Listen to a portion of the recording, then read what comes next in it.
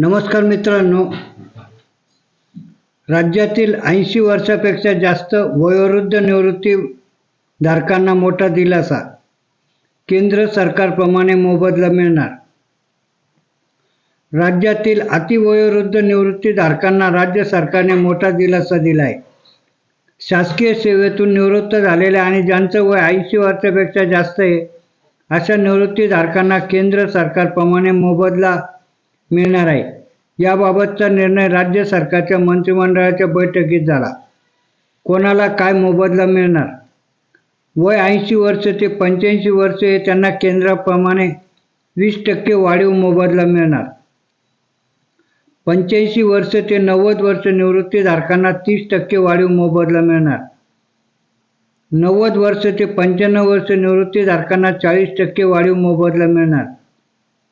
95 वर्ष ते 100 वर्ष निवृत्तीधारकांना 50% वाढीव मोबदला मिळणार. 100 वर्ष आणि त्यापुढील निवृत्तीधारकांना 100% वाढीव मोबदला मिळणार.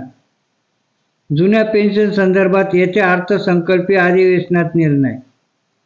राज्यातील शासकीय आणि निमशासकीय कर्मचाऱ्यांना जुनी पेन्शन लागू करण्याबाबत नेमण्यात आलेल्या समितीने अहवाल सादर केला असून त्याचा अभ्यास केला जाईल आणि येत्या अर्थसंकल्पीय अधिवेशनात त्यावर अंतिम निर्णय घेतला जाईल, असे राज्याचे मुख्यमंत्री एकनाथ शिंदे यांनी म्हटले. राज्यातील सर्व शासकीय आणि निमशासकीय कर्मचाऱ्यांना जुनी पेन्शन योजना लागू करावी यासाठी जवळपास 17 लाख कर्मचाऱ्यांनी संप पुकारला होता. त्यानंतर येत्या अर्थसंकल्पीय अधिवेशनात त्यावर अंतिम निर्णय घेण्यात येईल, असं मुख्यमंत्री एकनाथ शिंदे यांनी जाहीर केलं. काय म्हणाले मुख्यमंत्री? जुनी पेन्शन योजना लागू करण्याबाबत सुबोधकुमार समिती रिपोर्ट सादर केला. अतिरिक्त मुख्य सचिव वित्त आणि सेवा यांचा अभ्यास करेल. प्राप्त अहवाल आणि परिस्थिती यावर अधिवेशनात निर्णय घेतला जाईल. संघटनांच्या मागणीनुसार राज्य शासनाने महत्त्वाचे 5 निर्णय घेतले आहेत.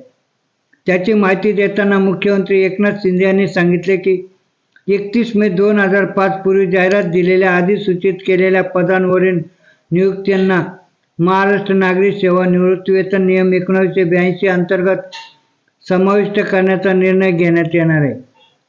याबाबतचा प्रस्ताव मंत्रिमंडळापुढे मान्यतेसाठी ठेवण्यात येणार असून त्याचा लाभ सुमारे 26,000 अधिकारी कर्मचाऱ्यांना होणार आहे. यासोबतच 80 वर्षावरील निवृत्तीवेतनधारकांना केंद्राप्रमाणे अतिरिक्त निवृत्तीवेतन अदा करणे, सेवानिवृत्ती उपदान मृत्यू उपदानाची मर्यादा केंद्राप्रमाणे वाढवणे, निवृत्तीवेतन अंशराशीकरण, पुनर्स्थापना कालावधी कमी करणे आणि वित्त व लेखा विभागातील सेवा प्रवेश नियमांबाबत बैठक झाली असून त्याचा निर्णय अंतिम टप्प्यात असल्याचे मुख्यमंत्र्यांनी सांगितले. अशीच नवनवीन माहिती मिळवण्याकामी कृपया आपल्या चॅनलला सबस्क्राईब करावे ही नम्र विनंती. धन्यवाद.